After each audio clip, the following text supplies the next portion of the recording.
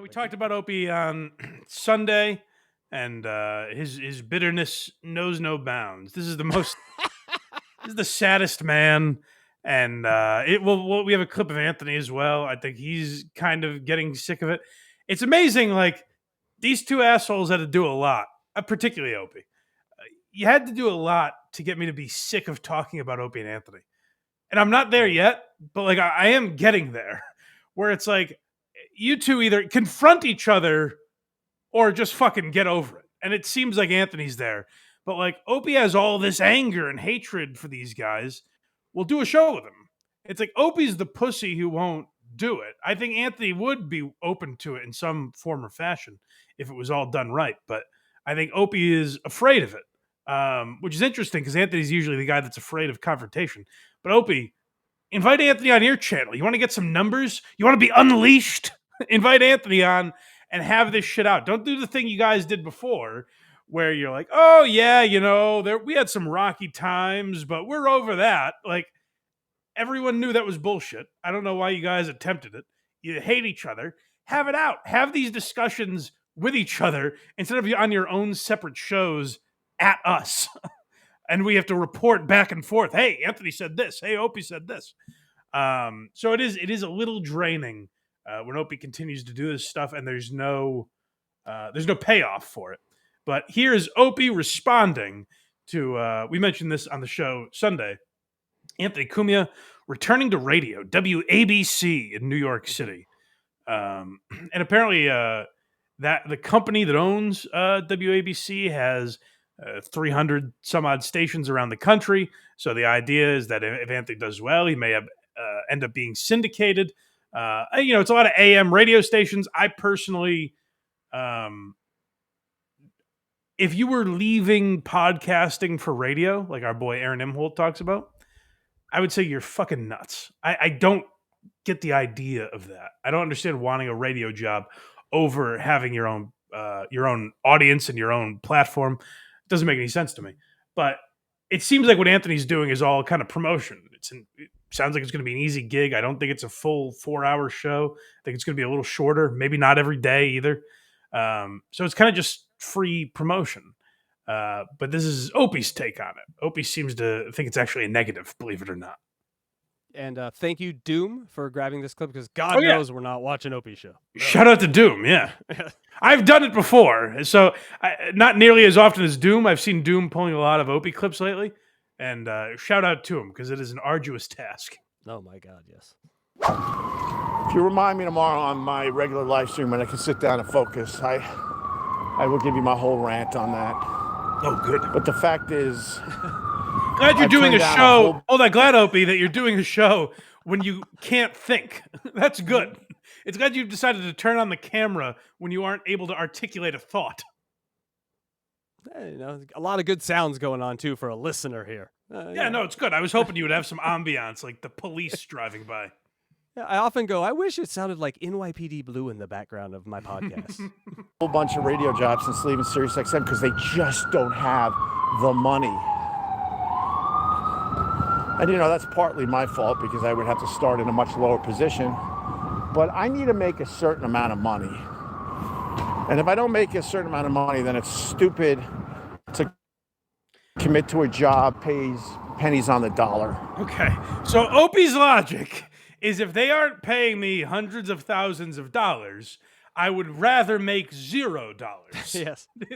The options are millions or zero. I refuse to work for a normal living wage. When Opie himself has said, excuse me, he's intimated like, I can't live like this forever. I need to start making money. That's why I need to grow this YouTube channel. He's said stuff like that. And, I really appreciate you guys super chatting because I am getting to the point where I need money. It's like, okay, well then $40,000 a year, some bullshit number as you call it. Also, by the way, very relatable to your audience, Opie. Opie built this common man audience. It was, half the fucking listeners were truckers and like weren't listening on job sites. And Opie's like, yeah, if it's not paying me a few $100,000, it really is a bullshit job to talk on the radio for an hour a day. Yeah. This guy's like, well, I won the lottery once, so I'm just going to sit around and wait till I win it again. Right. I'm not working one day because I didn't have to work for that first one. This guy just came along, and now I have millions of dollars. Anthony is say what you want about Anthony. This radio job that he has, I assume he's not flying to and from South Carolina every day. I assume Anthony's going to be sitting in his house broadcasting for, I don't know, an hour, 2 hours, 3 maybe, with commercials and just talking politics, something he likes to do. Anthony's also in a position that, like, if he hates it, if the bosses are up his ass, whatever, he can just quit. Like, there's no real downside to doing it. Again, I think radio is kind of dead, particularly AM radio. But like, if Anthony wants to do it and is taking it as like a fuck you to show that he still can do terrestrial radio, I say good for him. The idea that if they offered you 40, 50, 60,000 and you're making $0, I get why that would be insulting to a lot of people. If WABC went to Joe Rogan or Tim Dillon and said, we'd like you to do our morning show. How's $40,000 a year sound? I get why they would say, get the fuck out of here. It'd be like a day? No. An hour? Oh. Yeah. We know what Opie's making, and it's roughly 0. If someone gives him $10 on his live stream, he sounds horns and fucking goes bananas. Opie's not making a shit ton of money, and he also has kids that he's going to need to put through college soon. He has a Manhattan apartment. He has a house in the Hamptons. You hear him refer to his nut, where he needs hundreds of thousands of dollars. Well, a good start to that would be knocking out 50 G's a year, you know? Yeah. Let your talent do the talk. Oh, never mind. That's what it comes down to in the end. How much were you looking for? Honestly, I'll tell you, it's got to be a few $100,000 or it's not worth it to me. Because I need to make a certain amount of money. Then why? Well, here's my question. And again, that's perfectly fine. Like, you know, I'm imagining being on Kirk's show. He would say something like that. Like, it wouldn't be worth it to him to go back to radio for X amount of dollars. That's because he has a job where he's making a lot of money. And I believe, I don't know this, but it seems like even if he lost that job, he would still be okay financially. Opie bitches about money and currently makes $0. So I don't get where this entitlement comes from, that he deserves hundreds of thousands of dollars and anything less than that isn't worth it for what seems like a pretty easy gig. Well, it's not easy if you have 0 interest in politics, I guess. Like, if you have no interest in what you'd be talking about, then it would be very difficult. So I understand that part, but or no it's also brain. good, by the way. We're learning. If you're wondering why Steve Bannon, Tim Dillon didn't conduct his interview with Steve Bannon outside in New York City, we may be hearing why. It's a little distracting in the background. Yes.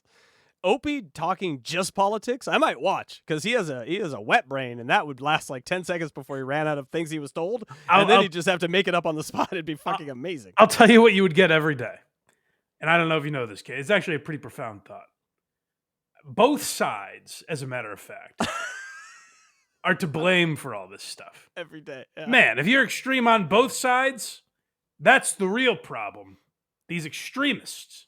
And they can never agree on anything. That's the problem. And I don't know if you've ever heard this. They're kind of the same person at the end of the day. Okay, so that's what every day would be. That would be boring as hell. Yeah. Going back on AM, I've been throwing around the number 40,000. That was more of a guesstimate by my agent and manager at the time. They were paying nothing. I don't understand people that say guesstimate. Estimate is already essentially a guess. Mm-hmm.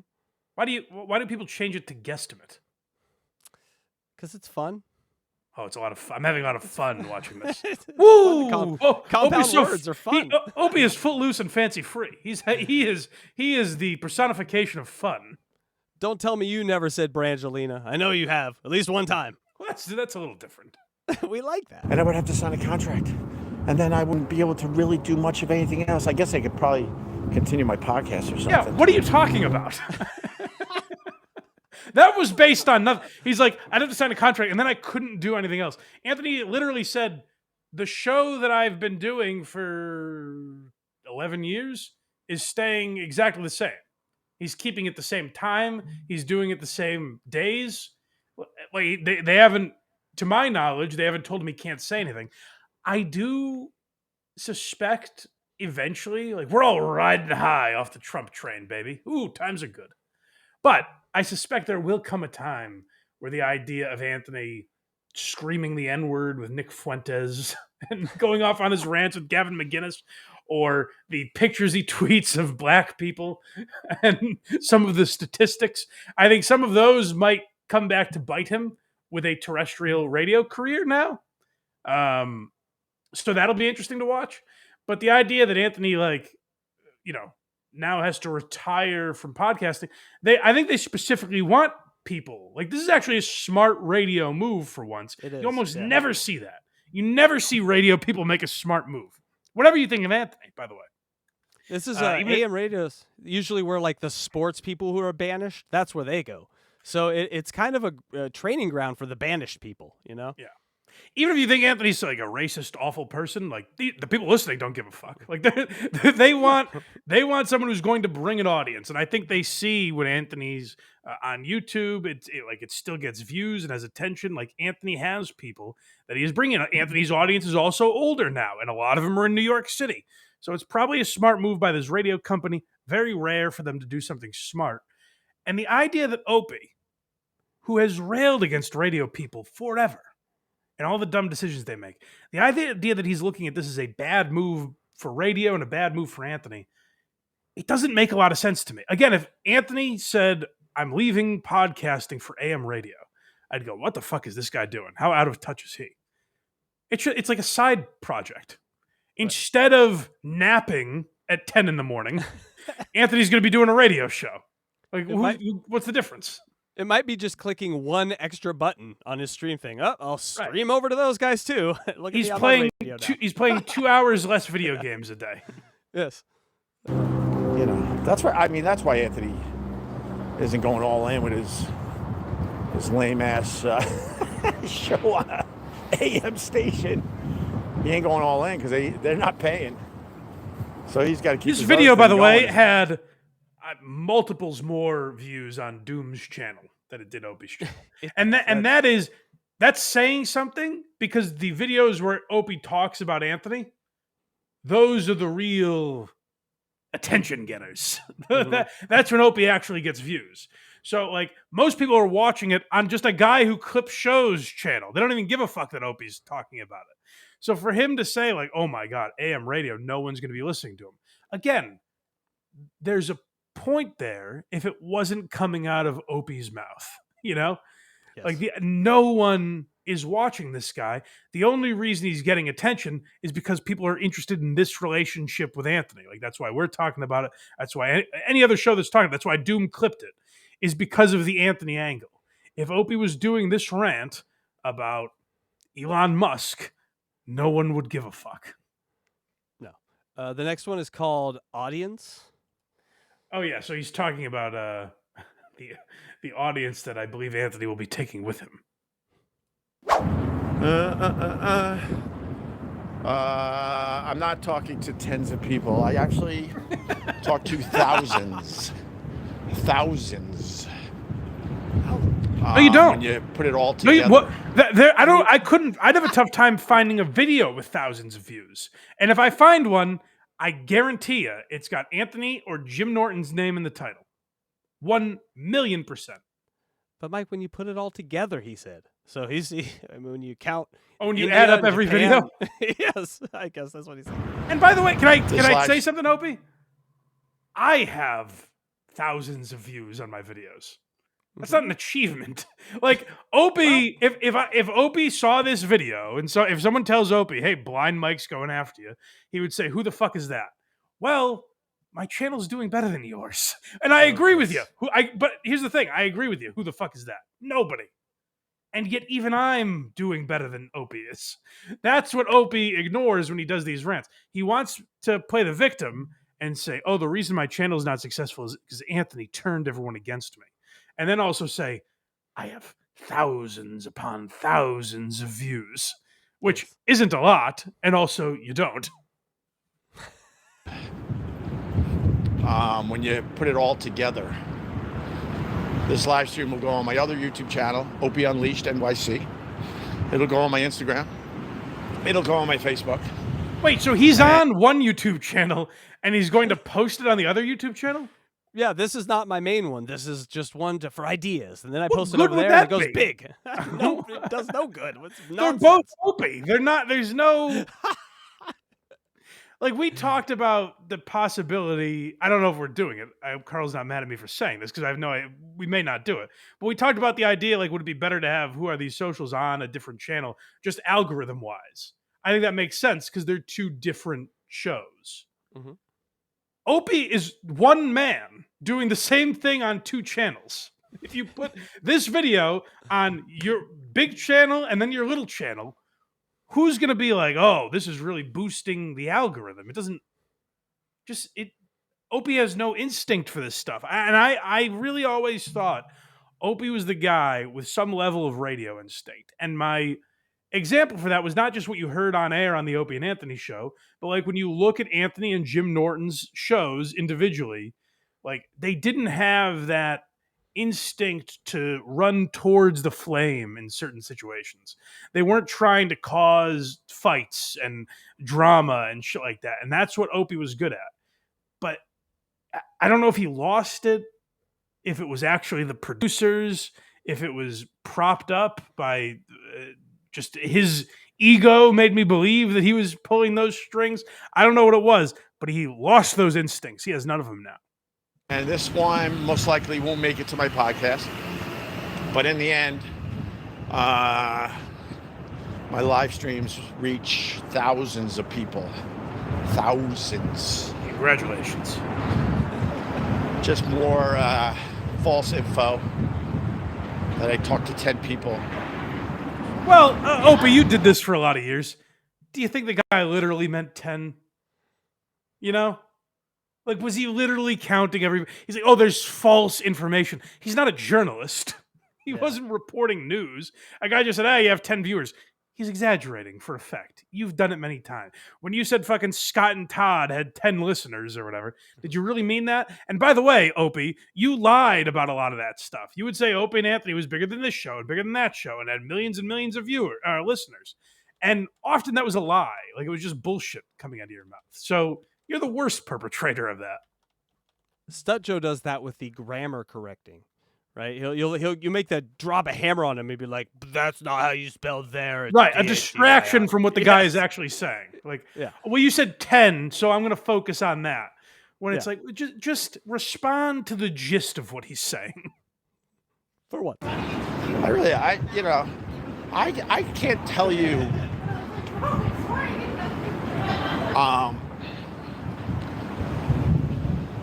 How much I despise the people that drink Anthony's bullshit Kool-Aid and give him a pass on everything. I despise you people. You got to be some of the most dishonest people in the world. Really? I literally despise you. The crap that Anthony has done, the crap you could talk about with Anthony. Really, he's moved on. I despise you for ignoring all that.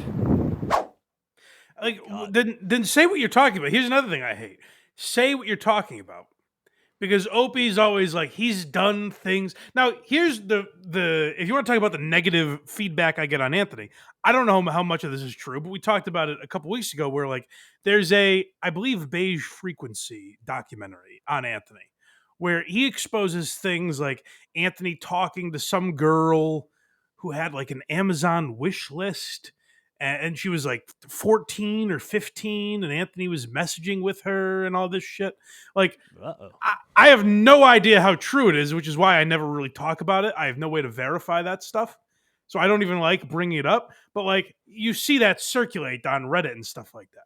So Opie is either intimating things like that, like Anthony's a pedophile or something, and doesn't have the balls to actually say it, or he has nothing. You know what I mean? Like, either come out and talk the shit you want to talk, or just avoid it. Because this stuff, like, and he's done it all the way back to the famous Opie and Anthony fight, where Leave It Alone, where Opie's always like, I know things. I got stuff I could say about you. Say it. To honor my fallen co-host, just do it. Don't talk about it. Just do it, Opie, for God's sake. Well, this fits in with what Anthony was saying on Sunday when we were talking about him, when Anthony was going about how he goes to coworkers and then falsely saves them so he can hold something over them. That's exactly the same vibe, just a different act. But that's the same kind of personality. Right. That Manipulation, holding something over someone's head. Control freak over, beyond and above anything I've ever seen. And oh my God, I'm a control freak. All right, here we go. This one's called Not Jealous. Because he's not jealous. Well, as you could tell, the first two clips really show that, but this displays how not jealous he is of Anthony's new job. All kidding aside, I think going to AM radio is kind of stupid and bogus, considering where the world is with podcasting and satellite radio still king. And this asshole has been talking about wanting to get a job in radio for 10 years. He's been talking about wanting to go back to radio. Why would you have signed with Westwood One when you did? If you think that's such a horrible... Opie keeps talking about wanting to go back to radio. Now, he says, and he may say it in this clip, that WABC reached out to him as recently as February 11th to try and hire him. I don't know a lot about business, as you guys may know. I'm not a business guy. Go to blindmike.net. I barely think to promote it. I'm not well versed in that world. My understanding of how business works would be there might be different markets for different levels of talent. So you might look at a guy like Opie and say, okay, well, this man averages about 78 views, and that's not exaggerating, roughly. Maybe it's in the low hundreds. He averages for views on each video that he gets on a channel with over 100,000 subscribers. His TikTok doesn't really do much. His podcast is incredibly sloppy. He records at a bar with a waiter. This guy, we could probably offer $40,000 a year. Yes. And Anthony, who still has a reputation as a smart political talker, even if you disagree with his opinions and think he's crazy, he can articulate his points very well. He's still relevant. He will go on podcasts that have big audiences to promote. He's a draw. When he's on shows, the numbers go up very often because people want to hear from Anthony. There's an exclusivity there because he's behind a paywall. So when you get to hear him on terrestrial radio, people that might drive people there where they can hear it for free, that guy might garner a few more dollars than the previous gentleman I was talking about. So Opie is in this world where Opie and Anthony always negotiated the same contract. From WNEW on, they made the same amount of money. So in Opie's mind now, well, that has to carry on forever. Whatever someone offers me, they have to offer Anthony. And unfortunately for the Opester, I don't think that's the case anymore. So just because Opie was made an offer, which Opie's also a pathological liar, I have no idea if he actually got an offer. But let's say he did, that doesn't necessarily mean that Anthony got the same offer. You don't just look at two guys and you're like, well, we only have $40,000, so whoever accepts first gets it. That's not how business works. They break a pool cue in half, and they're like, all right, one of you is going to be working with us. You two figure it out. Right, fight it out. Where Opie is right is radio is dying. Anthony seems to believe that this is a station that is doing very well, and they've run it pretty smart.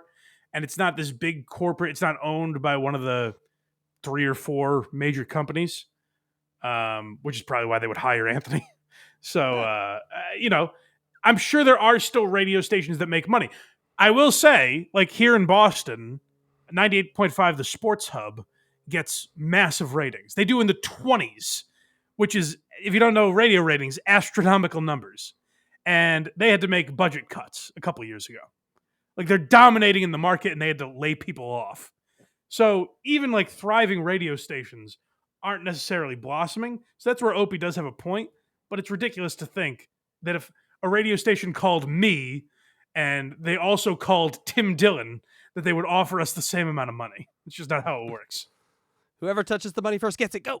Yeah, right. Which is kind of falling apart, is above AM radio. The fact is, he'll be talking to a lot more people than me. And if it helps stroke his stupid ego, my thought is if it strokes his ego enough, he'll leave me the F alone finally.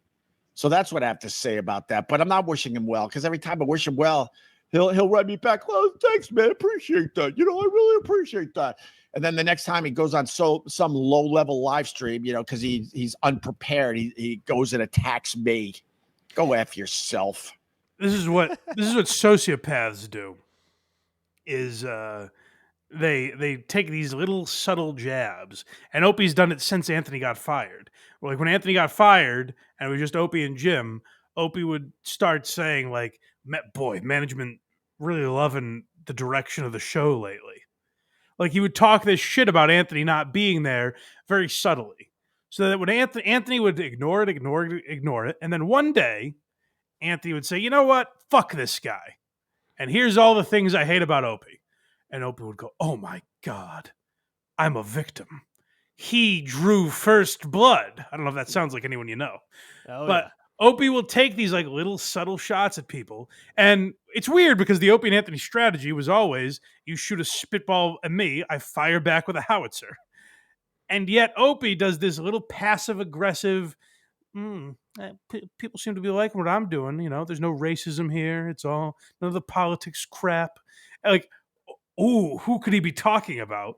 And then when Anthony responds, he's like, "Whoa, why are you talking nasty about me?"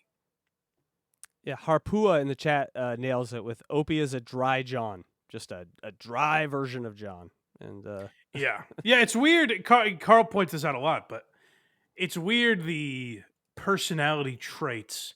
I guess it's not weird. I guess we're attracted to these. We are. It's like when you see a guy who's constantly dating the same type of girl, you're like, I guess that's what he's into. That's what we're into. Is that version, that strain of mental illness. Right. That John and Opie and Aaron and all these people happen to share. We just they suit our fetish. It's like there's a store in the mall back in the 90s where all the weirdos went, and we're just sitting outside of it watching them go in, watching them come out.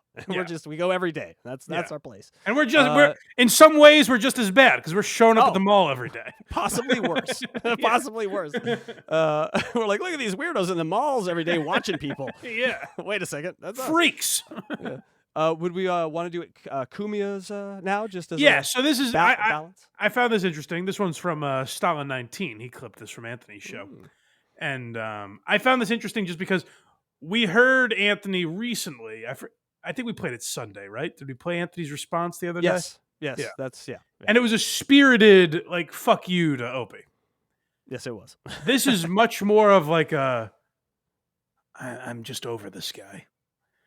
And I hope he stays true to that because, like I said, it is starting to get a little old where they say the same shit about each other back and forth. So I do hope Anthony kind of takes the high road with this stuff because say what about Anthony? I think he's a much better broadcaster than Opie. It's not close.